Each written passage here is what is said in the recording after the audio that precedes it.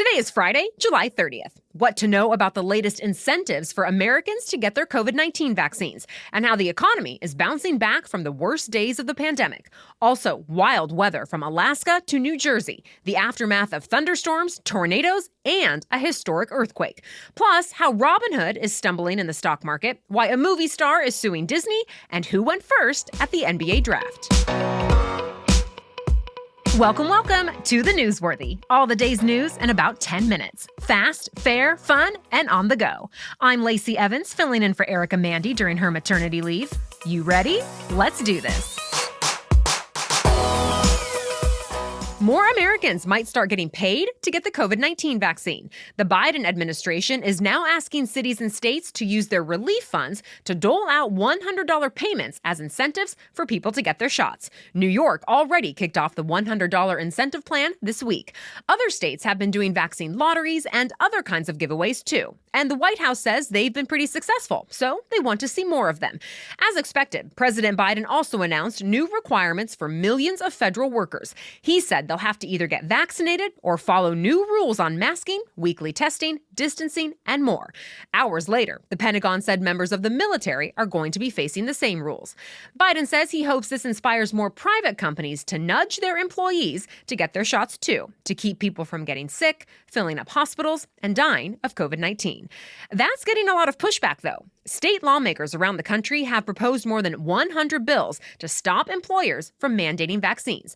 At least 6 of those bills have passed. The Texas governor went a step further yesterday. He signed an executive order that says any business, school, or local government that forces people to get vaccines or wear masks will be fined up to $1,000. He says it's up to each individual person to make those kinds of choices for themselves, not the government. The U.S. economy is finally bouncing back from the pandemic. A new report from the Commerce Department shows the gross domestic product, or GDP, grew more than 1.5% from April to June. It's now surpassed where it was before the pandemic even started. The GDP is basically the total value of goods and services produced by a country in a certain time period. And this last quarter, people and businesses have been spending quite a bit. They've been investing, buying items, and spending on experiences like travel and restaurant meals. Economists say relief packages from Congress have made a huge difference. They've given people everything from stimulus payments to extra unemployment benefits to new child tax credits. But some of those relief programs are also starting to go away. In fact, the nationwide evictions freeze is set to expire tomorrow. It was first put into place last year when a lot of people lost their jobs and got behind on rent. The government didn't want an influx of people on the streets and in shelters to fuel more COVID-19 outbreaks. But a lot of people are still struggling. A recent survey from the Census Bureau found about 3.6 million people are facing eviction in the next 2 months. Landlords say they're pressed too, though, since so many tenants are behind on their rent. But they're still on the hook for taxes, maintenance, and other bills. Either way, the White House is pressing Congress to pass another eviction moratorium. But so far, it's unclear where lawmakers stand on that idea. There was at least one thing most Democrats and Republicans agreed to this week, and that was the need for more security on Capitol Hill. Congress overwhelmingly passed a new $2.1 billion spending measure for Capitol Police. It goes to pay police salaries, reimburse the National Guard for reinforcing the Capitol this year, and to better secure windows and doors around the Capitol building. The same bill also tackles an unrelated issue. It includes about $500 million to help people in Afghanistan who helped in the U.S. war efforts. It will grant 8,000 more immigrant visas for translators and other U.S. allies, and the money will go to their transportation, housing, and other essential services. President Biden says he's planning on signing the bill into law soon.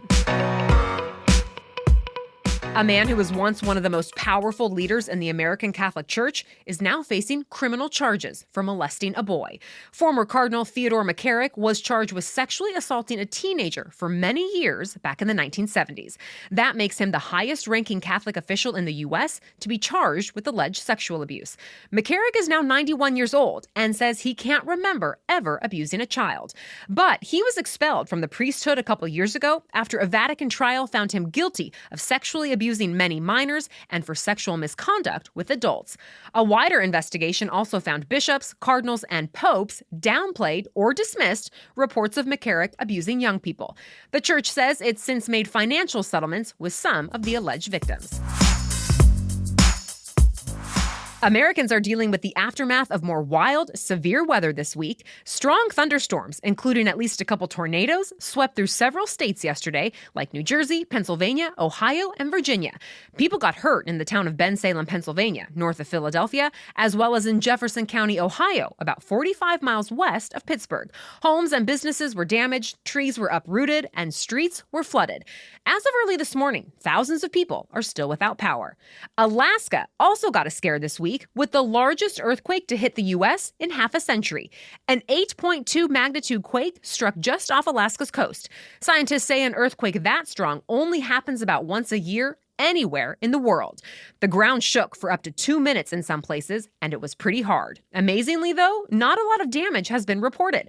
People were warned ahead of time to move to high ground, so it doesn't seem anyone got seriously hurt. More news is just ahead, but first, here's your main host, Erica Mandy, with a message about today's sponsor, HelloFresh. If you're like me, you can sometimes feel stuck in a rut when it comes to dinner, going back to the same few boring meals over and over again. Well, HelloFresh allows us to switch things up. And I love that HelloFresh's produce gets from the farm to your door in less than a week. So not only do they promise fresh, high-quality ingredients, but that's also been our experience every time. I've loved making and eating meals like sweet potato fajitas with pepper jack and pickled jalapeno, or beef bulgogi meatballs with roasted carrots, ginger rice, and sriracha crema. Oh, and if you love to grill in the summer, HelloFresh now has everything you need, such as grilling bundles, burger packs, surf and turf packs, and more. Whether you choose the vegetarian meals, the craft burgers, or extra special gourmet meals, HelloFresh means less prep and minimal cleanup, so you can just enjoy the process of cooking.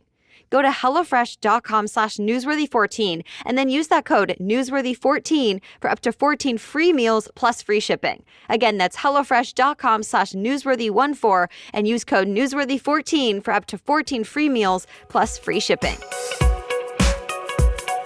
The popular stock trading app Robinhood had its own stock opening this week, but it didn't go that well. On their first day of trading, Robinhood's shares closed more than 8% lower than they started.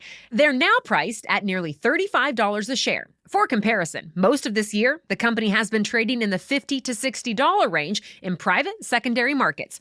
Reuters says part of the issue is many investors who used Robinhood during this year's meme stock craze purposely snubbed the IPO. They're still angry Robinhood cut them off when they were trying to invest in trendy stocks like GameStop and AMC.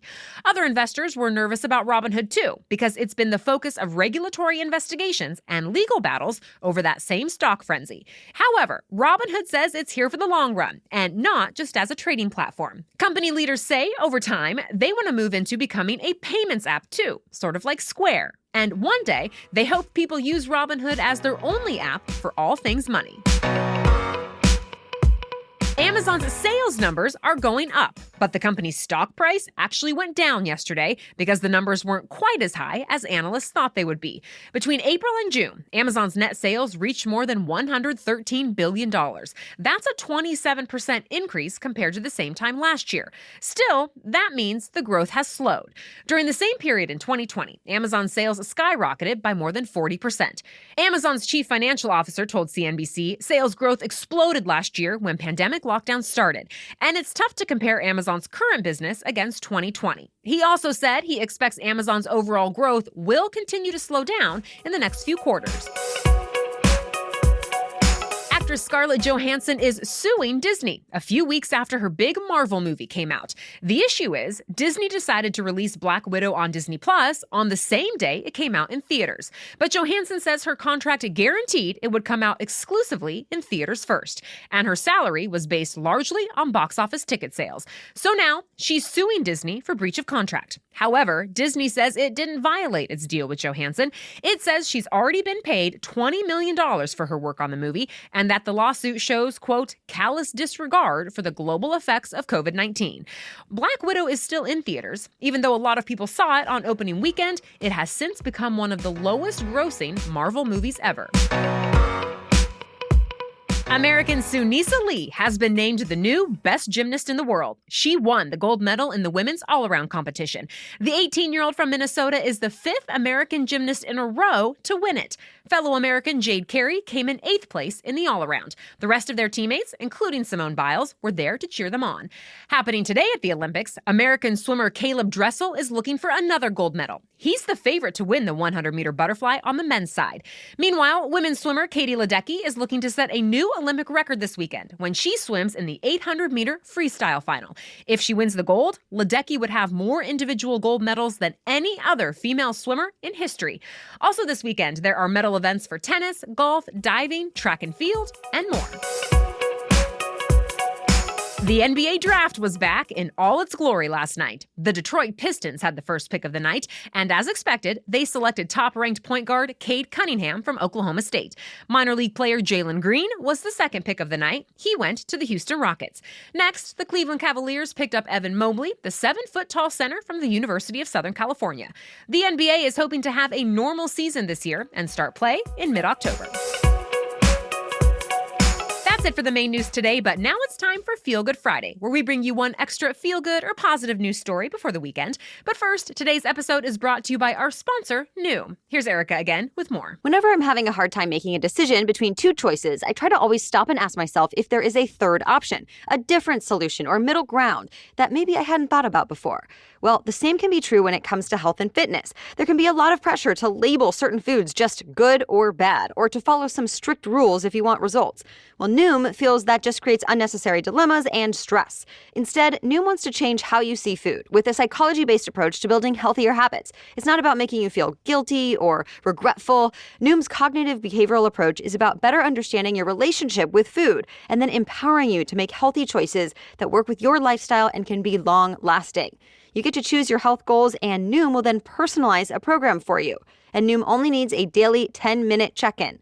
So start building better habits for healthier, long-term results. Sign up for your trial at Noom.com/newsworthy. Again, you can sign up for your trial at Noom, that's spelled NOOM.com/newsworthy. Okay, now back to Feel Good Friday. Today, we're talking about a Georgia piano player named Tony Valentine Carter, who recently got the biggest tip of his life. For the last 13 years, he's been entertaining strangers at the International Airport in Atlanta. Carter is at the piano about 4 hours a day, every day. He says he can play everything from oldies to classical music to modern hits. When a child walks by, he even plays Baby Shark. But through it all, though, he's struggling with kidney disease, and he receives dialysis treatment for several hours every night. Well, recently, Carter's skills and personal story inspired a lot of people to pay it forward. Motivational speaker Carlos Whitaker heard Carter playing at the airport, recorded his performances, and posted them on Instagram. Whitaker asked his more than 200,000 followers to donate money for Carter's tip jar. The tips poured in fast, and strangers ended up donating more than $70,000. Carter told the Washington Post he'll use the money to pay for an oil change, but plans to donate the rest. Thank you for listening. We'll be back tomorrow with our special edition Saturday episode, and we'll have your next news roundup on Monday. Until then, have a great day.